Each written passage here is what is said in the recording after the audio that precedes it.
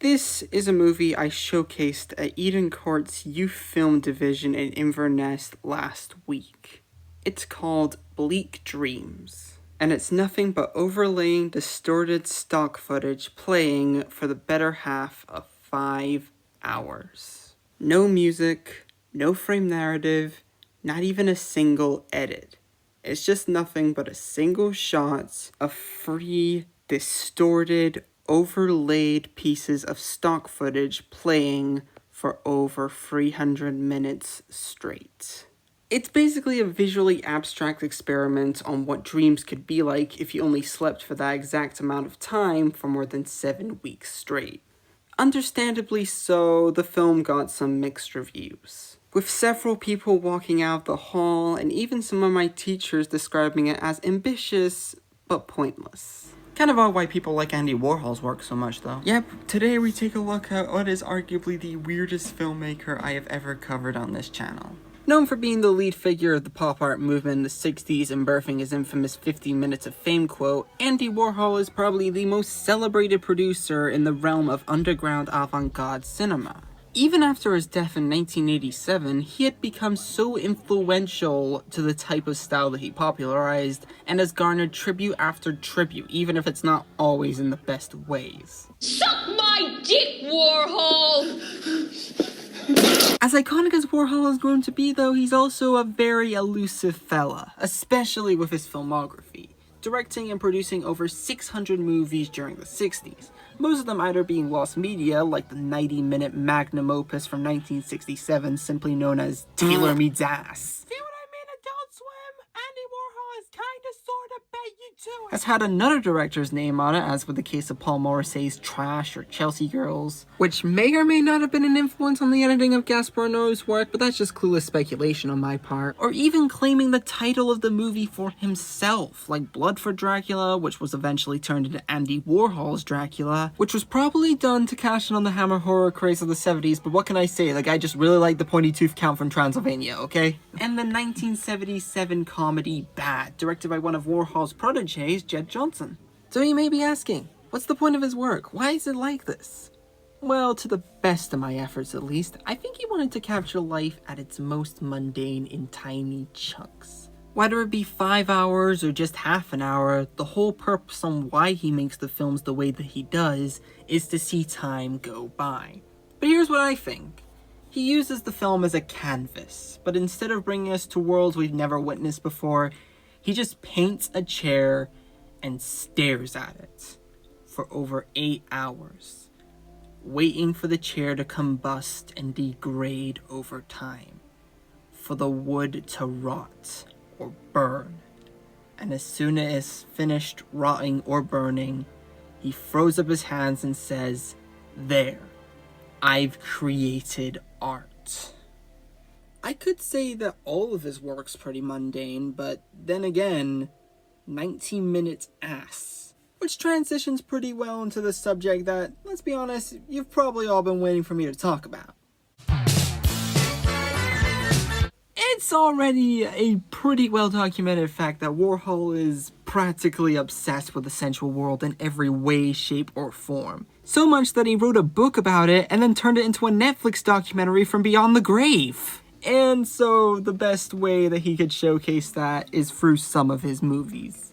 Which, yes, means that with every movie about an art curator smoking a cigar and becoming increasingly uncomfortable for 97 minutes, there's gonna be 50 minutes of several couples spit swapping or 23 minutes of free people having a couch orgy. He was fascinated by the many ways that the human race can fornicate, which is why I'm gonna try to keep this segment as short as humanly possible. Which is saying a lot, considering that he never did it himself. His only experience with the self-erotica was through... Yeah, you can read. We're done here. And hey, while we're on the topic, let's talk about... Oh, God. Blue movie. A movie so explicit it caused more problems than it did solve. The manager of the new Andy Warhol Garrick Theatre was fined $250 for just showing this movie, and it was later confiscated and banned, which really bewildered the hell out of Warhol, stating that the movie was merely misunderstood. which, surprisingly enough, is more interesting than the movie itself. I actually highly recommend reading up on about it. Sorry to any erotica fans out there, but I just never cared for this movie. It's just boring. It feels like Warhol was just spitballing ideas out of a hat and then decided to make an erotic political drama out of spite. There's no passion here. I guess you could say that Warhol cited the film as a possible influence on Marlon Brando's very own Last Tango in Paris in 1972, which I guess is pretty cool. I should give it credit for being influential with what erotic dramas are capable of, but outside of that, there's just no value to it. And I guess that's that over with. Told you it was going to be brief. Now, how the hell am I going to transition out this one? Metal machine music joke, I don't know. We're talking about the Velvet Underground.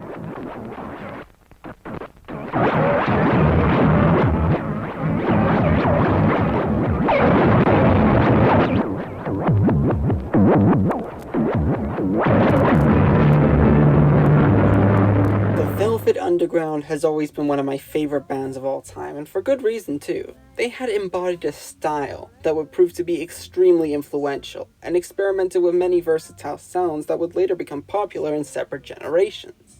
But I was very interested into seeing how they got their start, and to say the least, it's something, I suppose. Warhol comes into the Velvet Underground story right around 1966, where he became the band's manager, and he suggested that they would use the German singer Nico for a few of their songs, which they grew quite a liking to. And after securing a contract with Verve Records, he also nominated himself as producer, which gave the Velvets free reign to do pretty much whatever they want, resulting with Warhol making a few movies and experimental live shows with them, including Symphony and Light, Exploding Plastic Inevitable, which was Warhol's multimedia roadshow with a funny name, Velvet Underground in Boston, where they performed at the Boston Tea Party, and Sunset, which was narrated by Nico, but unfortunately was never finished. And all that random noodling and chaos worked out for them in the end, and 1967's The Velvet Underground and Nico came out to massive success, and kicked off the avant-garde era of rock music.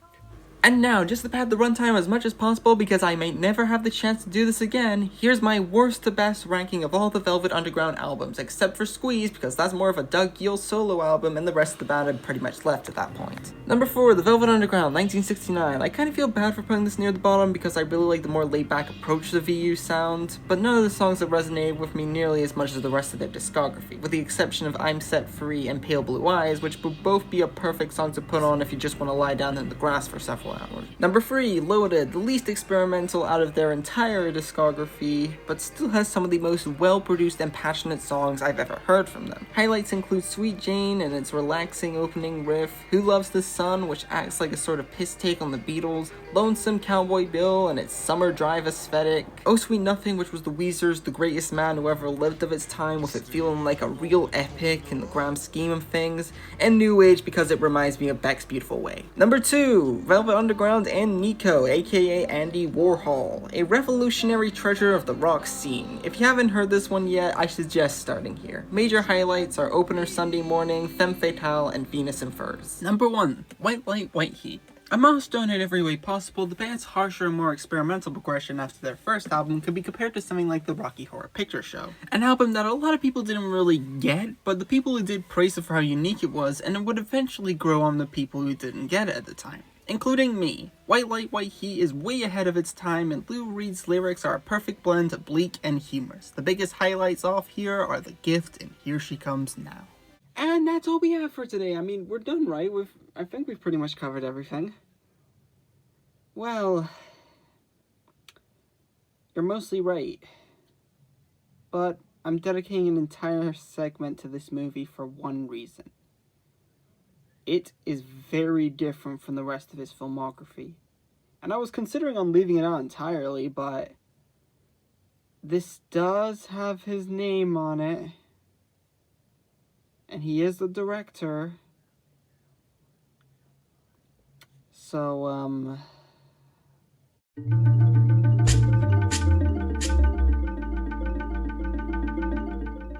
seen as both Warhol's masterpiece by audiences and his biggest low point by critics, Chelsea Girls is a 3-hour-long exploration into an unpolished time period done in a split-screen style that was earlier used in films like 1927's 5-hour epic, Napoleon.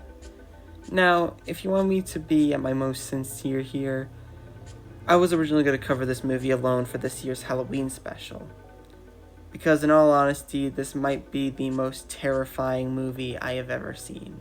Between the audio channels fading in and out to each scene, to the psychedelic 26 minutes at the end, Chelsea Girls offers us an honest glimpse into the slimy, scummy reality of the 60s. And Warhol did a pretty good job in showing us that it wasn't all Beatles and having a good time. This was the closest a movie has gotten to make me question my own existence because of the way it's made. Was it improvised? Scripted? Or was it a psychological experiment that involved a bunch of adults shooting up highballs? A pure mind-fucking experience.